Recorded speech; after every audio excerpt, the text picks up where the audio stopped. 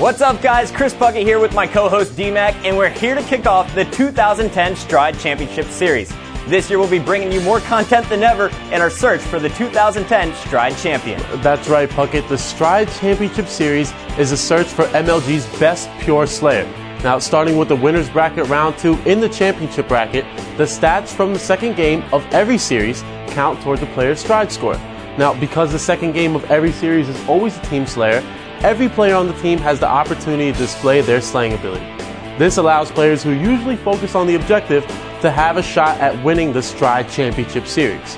Players will get points based on their kill to death spread and the difficulty of the opponents they face. So, if you post a good kill to death spread against a team that finishes first at the tournament, you're going to get more points than if you posted that same spread against a team that finished second. Totally makes sense.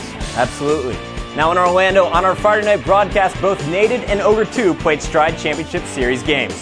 Last year, Naded was our Stride champion, and Naded has been competing on the pro circuit since 2005, and he's always been one of my favorite players to watch. Our second match features Ogre 2. He's a veteran of the league, and he finished 4th on the Stride leaderboard last year, and although he isn't as dominant in Halo 3 as he was in Halo 2, he's still one of the best slayers in the league. And that's for sure. Now, Ogre 2 will be facing off against Darkest Hour, who finished 7th at the event, while Naded will be playing Status Quo. Now, remember, Puckett, since Status Quo finished 4th, Naded has a better opportunity to pick up Stride points because he faced a harder opponent. The two games we'll be going over today are both Narrows Team Slayers, and if you look at last year's stats, we can see that Naded has usually performed better at this game type. Absolutely. So there are the stats. It's time to check out the pregame interviews from Naded's match. To win the Stride Championship last year, it felt amazing, getting all that free gum and the trophy. It was so exciting. Playing with Naded is ridiculously easy. Everything gets done, and you just have to fill in spots. Naded being the best Slayer, I don't know if he is, but he definitely won the Stride Championship Series last year, so we have to watch out for him. But being the best Slayer, I'd have to say it's Pistola right now. Our strategy for Narrows Team Slayer is just to control top mid and eventually get into their base and just be really aggressive. My prediction for game 2 is definitely us 50-41. My prediction is we're going to come up on top by 50-40 will be the game. All right, so Flamesword doesn't seem to be too impressed by Naded, Puckett. Let's see if his team could back him up in game. All right, well, now it's time to take a look at the map. Here we go. It is Team Slayer on Narrows. So, Scott, of course, on Narrows, you have to control top middle. That is the key to victory, CTF or Team Slayer. There's 2 sniper rifles on the map, and of course, the rockets bottom middle. If you can control the power weapons, you can control the pace of the game. We're going to look for SQ to try and get out to an early start on this one, and we're going to be starting this one off with Naded of Heaven and Earth. He was hot for a little bit there, sparking 2 of the 5 caps. Let's see what he does to get this one going. All right, so already we have 2 players from Heaven and Earth down. Naded has no shield, but he's going for the rockets, and he fell off the map. Well, he needs to make sure he moves here sooner. All right, so Naded out of the game for a minute, but this guy is not. Ace has the sniper rifle here for SQ. He actually pulled that one from the Heaven and Earth base. He was taken down. We're going to jump on board there with Enable. He is spawn camping the man cannon side of the map here for SQ.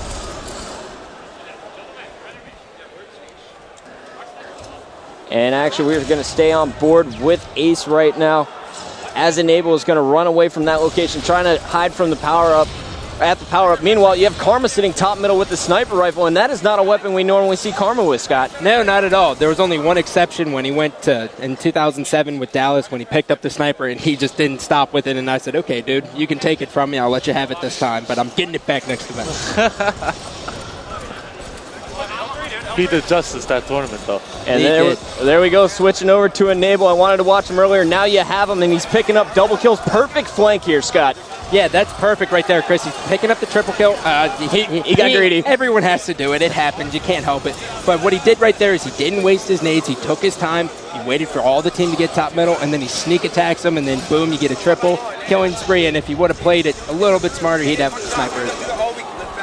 So here we go right now, taking a look at all 8 players. We just had Flamesword pick up a double kill. He is patrolling the spawns over at that Heaven Earthen base. Meanwhile, Naded, he's being really sneaky. Just came up from the power-up, threw flag, picked up the kill on Enable, and now he's shooting back at Flamesword, who's at his base. Naded trying to do a little too much there, Scott, and he's going to be taken down. Yeah, and the thing with Naded is he always tries to do too much. I mean, he's such a good player, but he's kind of like Neighbor in a sense that he doesn't put all the faith in his teammates that he should.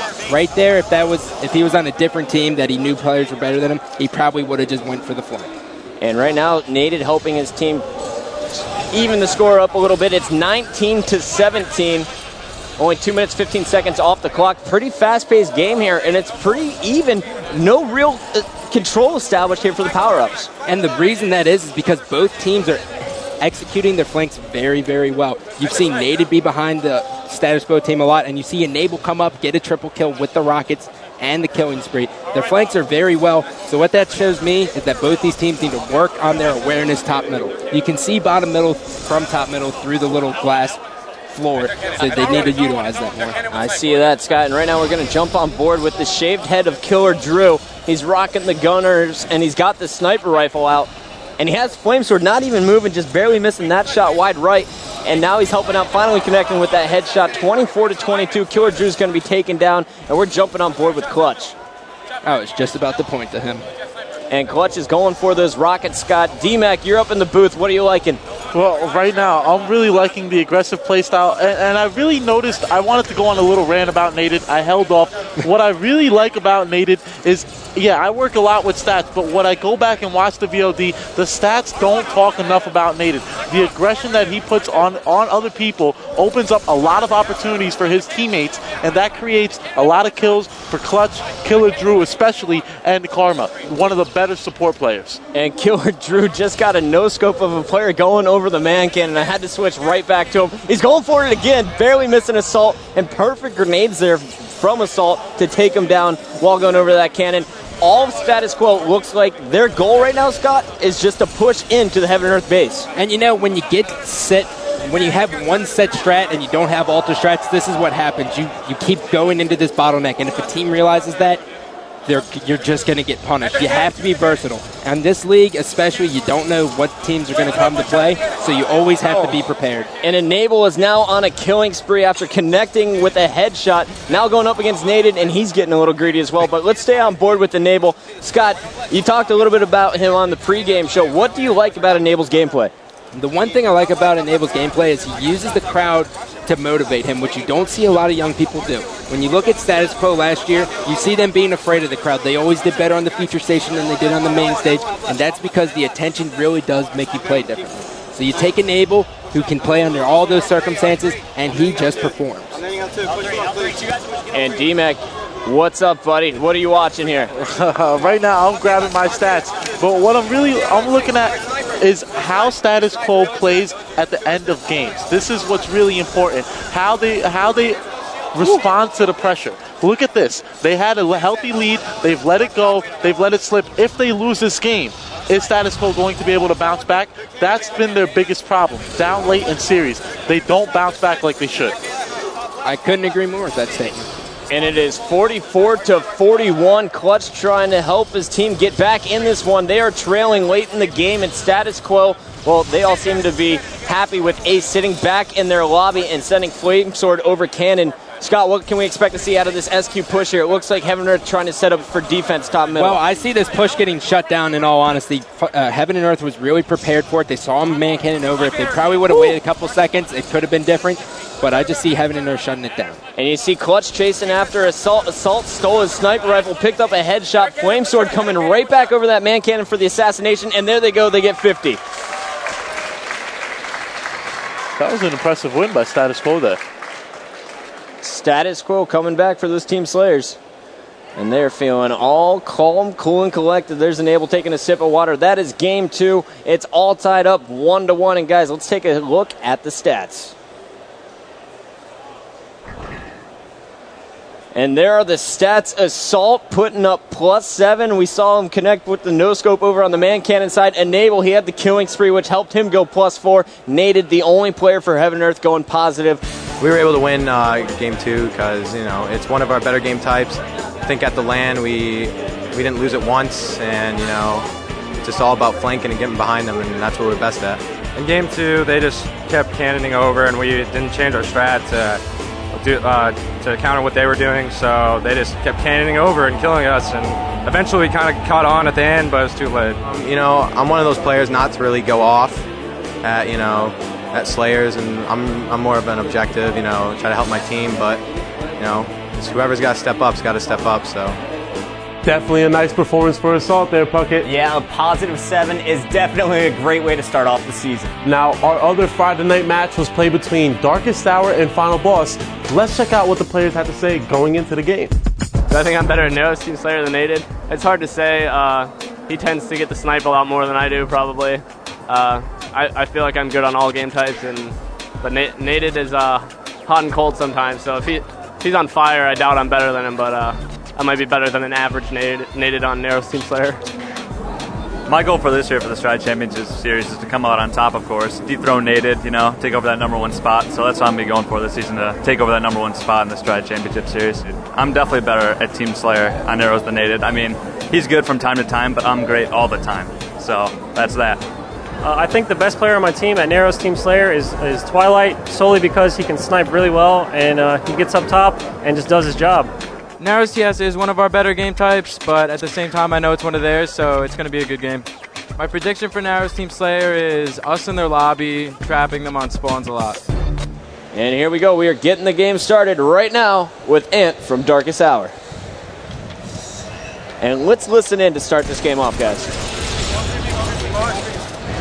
One shot there, Mohawk, I think. All push back in the lobby. R2, one shot for yourself. One shot, R3. Push up, push up. L3. L2's one shot. L3, one shot, victory. I lost Rocket's low. R2 weak. R2 weak.